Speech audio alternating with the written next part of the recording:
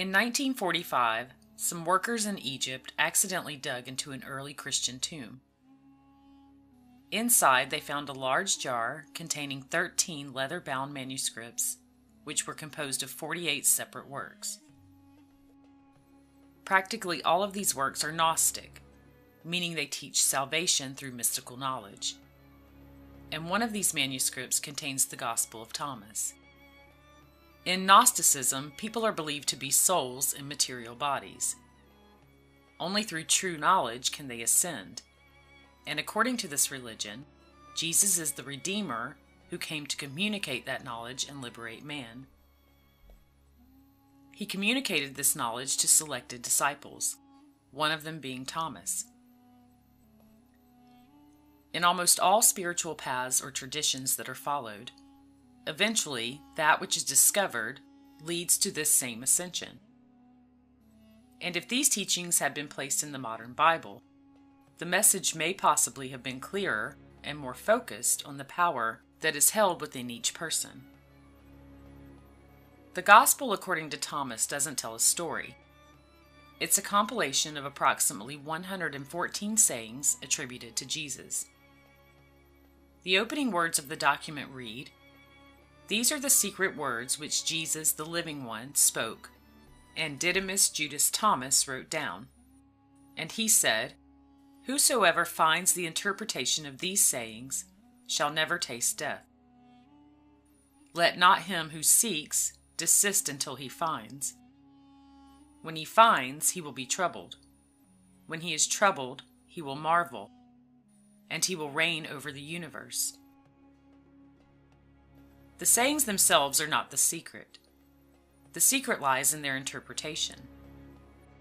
When you find the true answers, it will trouble you because it goes against most of what you've been taught. And when the truth of it sets in, it will marvel you. And then you will know your power, that you have supreme reign over your life and everything in it, that you truly can experience heaven on earth. The Gospel of Thomas has been eliminated from the Bible, and there are many explanations as to the reasoning. Some religious leaders express that if you read it and compare it to what you see in the New Testament, it's a very different kind of book, presenting a quite different Jesus. They claim that these particular teachings about Jesus mesh with certain philosophical principles that only grew in popularity, but that they aren't necessary to the work of the Bible.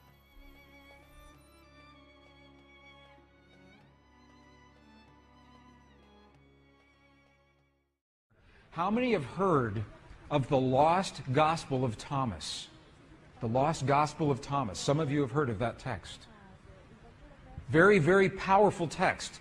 The lost Gospel of Thomas is powerful because it is believed to be the actual words of Jesus as he was teaching those around him how to use the power of human emotion in his life. And if the indigenous people know it, and if the ancient people know it, why don't we know it? What happened to our knowledge? Well, this is a very good question. And the answer is this. In our Western tradition, and when I say Western, I'm assuming that we are of the Judeo-Christian tradition, is what I'm talking about here. There was a time when this field and the language of emotion was part of our tradition. It was in our texts. Until the 4th century, the year 325 AD. In the year 325, something happened. Our texts were edited, and we lost tremendous amounts of information. The Emperor Constantine, in the early Christian church, with the early Christian Bible, had to make decisions. What information do we include? What information do we exclude? And what we know now is that at least 45 books were either completely taken away or tremendously edited into what we call today our Western biblical tradition.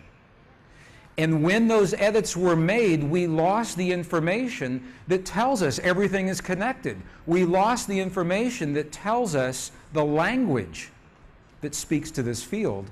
We know the information was lost because we are now recovering the information in the Dead Sea Scrolls, in the Nag Hammadi library, in the Coptic texts. This is how we know this information was lost.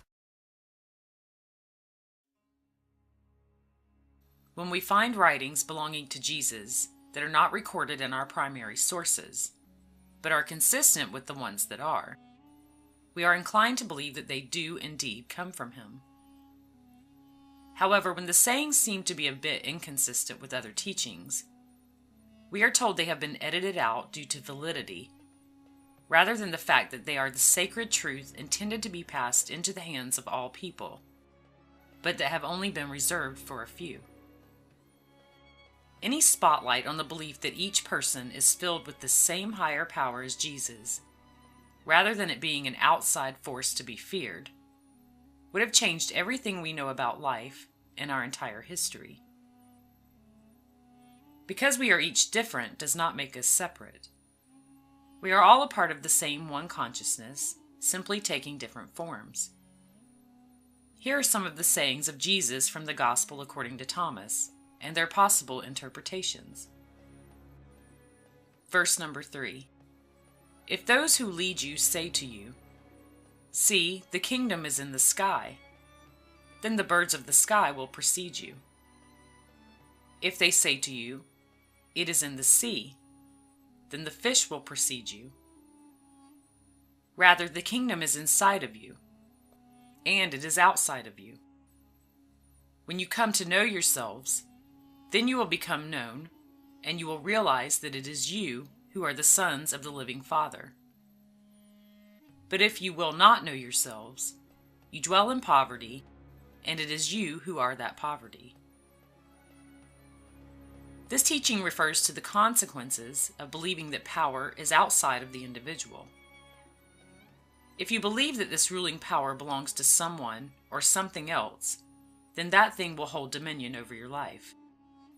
However, when the realization is made of who we each truly are, the one consciousness that moves through everything, and that all power comes from within, we can live in an ascended and rich way. The kingdom is inside of you, and it is outside of you. You literally manifest your outside circumstances from within. If you will not know yourselves, you dwell in poverty, and it is you who are that poverty.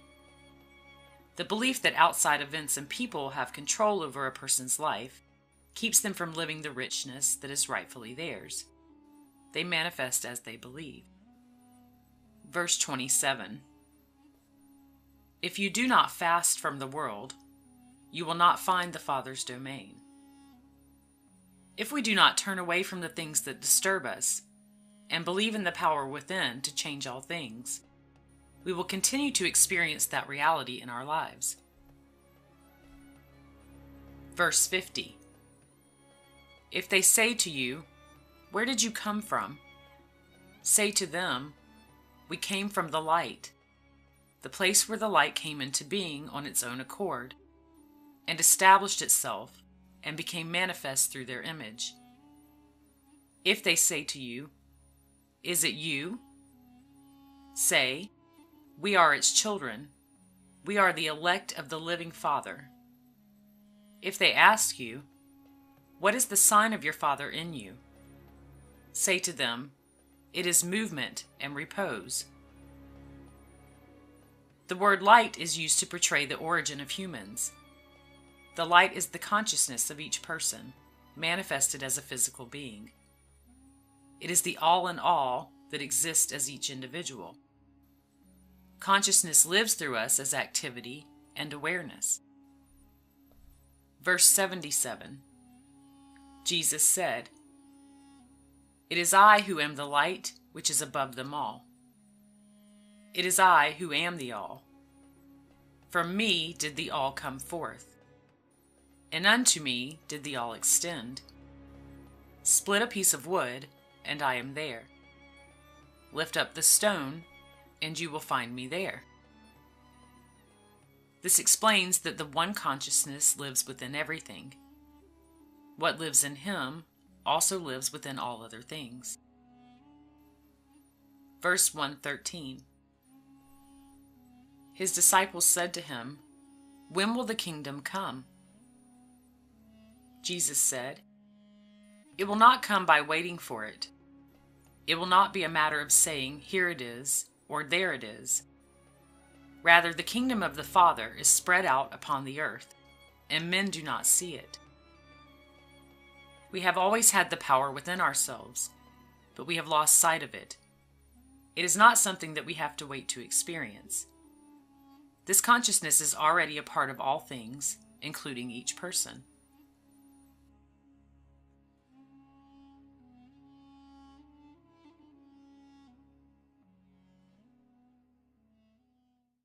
To unleash the force of the divine matrix in our lives, first, we have to understand how it works, and the science tells us how it works. Secondly, we must speak the language that the divine matrix recognizes, and science cannot tell us that. That comes from our past, from our culture, from our history, from those who have learned and used this language for thousands of years. So this is what we're doing right now. We're learning what did Jesus and what did the great masters say about this language. Because it's the same whether you're talking Buddhist or Hindu or Christian, pre-Christian traditions. They're all telling us that there is a field of energy and that we have the language to use that field. This is an actual page out of the Gospel of Thomas. So we know that this ancient gospel actually existed. And you can see some of the letters. These are Greek letters. You can actually read some of, if you know Greek, you can see some of the Greek letters right here.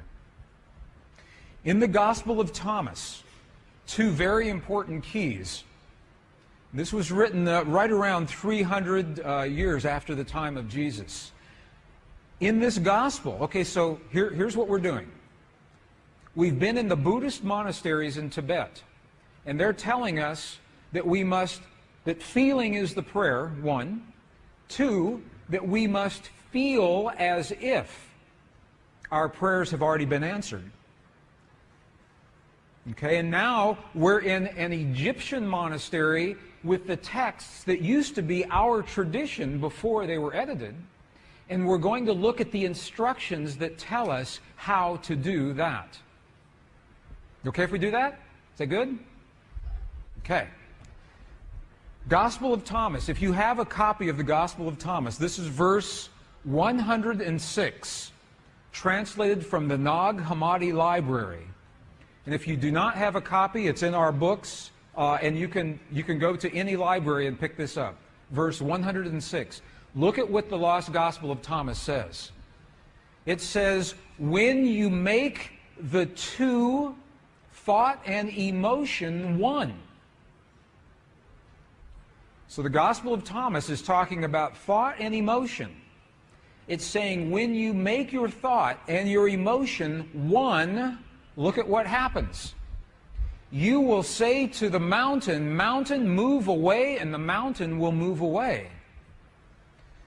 It's saying that when you can marry your thought and your emotion into one single potent force, that is when you have the power to speak to the world. Secondly, when you make the two one, what are they talking about? What are the two? Let's go back to our image. The two, thought and emotion. When the two become one in our hearts, we create the feelings in our bodies. When thought and emotion become one, and you'll see how to do that in just a minute. Let's go back to the Gospel of Thomas, another verse. Now this is verse 48. It says almost the same thing. This was so important that it was recorded at least 3 different times in the same Gospel. Look at what this says. If the two make peace with each other in this one house. When Jesus is talking about the house or the temple, what is he talking about? What is he talking about? Precisely you. You are the house. You are the temple. If the two make peace with each other in this house, if thought and emotion become one, if they make peace with each other in this house, look what happens. They will say to the mountain, move away, and it will move away. He's telling us again, in a completely different verse, how powerful it is to marry thought and emotion. But they still haven't told us how. How do you do this? That's the next piece. In the early Christian Bible, your Bible today, there is a passage. How many have heard, ask and ye shall receive? Have you heard that before? Ask and you shall receive. Have you heard that? I know people that ask and ask and ask and nothing happens. Because the asking is not done with the voice. The asking is not done, please, please, bring this to my world. That's not asking. To ask, we must speak to the field, to the divine matrix, in the language that the field recognizes. And a language that's meaningful. The field doesn't recognize our voice, it recognizes the power of our heart. Remember this morning, our heart, we have a feeling, creates electrical waves, magnetic waves. That's the language the field recognizes. So when you create the feeling in your heart as if your prayer is already answered, that creates the electrical and the magnetic waves that bring that answer to you. In the Bible that you have today, the King James Version, John 16, 23, 24, what you have is the condensed version. You have the edited version. The edited version looks like this. This is the edited version. Whatsoever ye ask the Father in my name, he will give it to you. Hitherto have ye asked nothing in my name. Okay? Ask and ye shall receive, that your joy may be full. Okay, this is the edited version. This is so amazing to me because they took out the two sentences that tell us how to ask. In the 4th century, when the edits happened, they took those two sentences out. Would you like to see those two original sentences? Okay, we'll go back into the original Aramaic and we'll look at a new translation. This is the original Aramaic. It begins, it looks very similar. So this is the retranslated version with the missing pieces. All things that you ask straightly, directly, from inside my name, you will be given. It says, so far you've not done this, because if we ask with our voice, we have not done this. Now here's the piece that was edited. Here is what was lost. Look at these two very powerful sentences. Ask without hidden motive and be surrounded by your answer. Be enveloped by what you desire, that your gladness be full. Look at what it's saying. It's not saying to speak a word. It's saying to be surrounded, to feel as if. If you are surrounded, you are feeling as if your answer has already happened. Be enveloped. If you want the perfect relationship in your life, if you want the healing in the body of your loved ones, feel the feeling of what it is like as if that has already happened. Be enveloped by what you desire, because that is when your thought and your emotion become one. You think the thought of the healing in your loved ones, and you feel the love of that thought. They become one, And that is the language that this field recognizes. Does that make sense? Are you okay with that? You're going to see an example of this, another example here in just a moment. Ask without hidden motive. What does that mean? Hidden motive. Ask without judgment. This is precisely what the Buddhists are telling us. Ask without the judgment of the right or the wrong or the good or the bad. Ask without the ego. Ask from the heart. Is this meaningful to you? Is this helpful at all? Let me give you an example then. Because to be, if it says be surrounded, that means to feel as if. To feel as if. Now, if that sounds too religious, because it's from the Bible, we spoke this morning about Neville, the philosopher Neville, early in the 20th century. His book, The Power of Awareness. Look at what he says. It's the same thing. Neville says, you must make your future dream a present fact now by assuming the feeling of your wish fulfilled to come from the place that it's already happened. Now, this is what those practitioners did with that cancerous tumor. I want to just elaborate on this a little bit. When those practitioners healed the woman with her tumor this morning, they did not judge the cancer as wrong or bad or right or good. There was no judgment. They accept that tumor as a possibility, one of many possibilities, because in the quantum world all things are possible. So they didn't say, bad cancer, you must go away. Or we're going to operate on you, or we're going to use radiation on you. They didn't do that. They accepted the cancer as it was, without hidden motive, without judgment. And they said, now we're going to choose a new reality by feeling, assuming the feeling as if the woman is already healed. So what they did was they felt the feeling as if the woman was fully healed, fully enabled, fully capacitated, already happened. And the chant that they were using, wasa, wasa, loosely translates into the words, already done. Already done.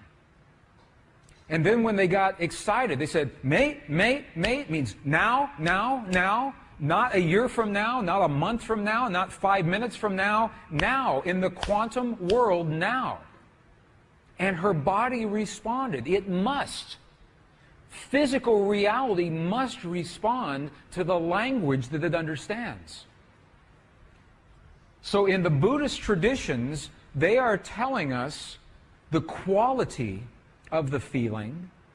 And in the Judeo-Christian traditions, they are giving us the instructions to be surrounded, to be enveloped, how to create that feeling. And when you put those all together, it's something that happens in our hearts, not in our minds. Feeling as if the prayer is already answered with no judgment and no ego, and feeling from the result. Feeling from the result as if it's already happened. Are there any martial artists here in the room? Karate experts? I studied martial arts when I was in my 20s and 30s, a little bit in my 40s and 50s. Have you seen martial artists when they demonstrate their focus by breaking a concrete block? Have you seen that? You've all seen that before, right? Okay, here's the secret. Here is the secret to breaking that block. When the martial artist is focused on that block, the very last thing that they are thinking is about their hand hitting the block. Because if they think about that, they know it will hurt. So they focus on what happens after their hand has passed through the block. as if it has already happened. They focus on a place below the block and feel the feeling as if their hand is already in that place. That is a metaphor, that is an equivalent for what we're doing with the power of emotion. Feeling as if the experience has already happened. The Gospel of Thomas represents our connection to consciousness and all that is. It is the knowledge that liberates man. If a person does not experience this higher consciousness, they believe themselves to be separate, alone, and simply a victim of circumstance.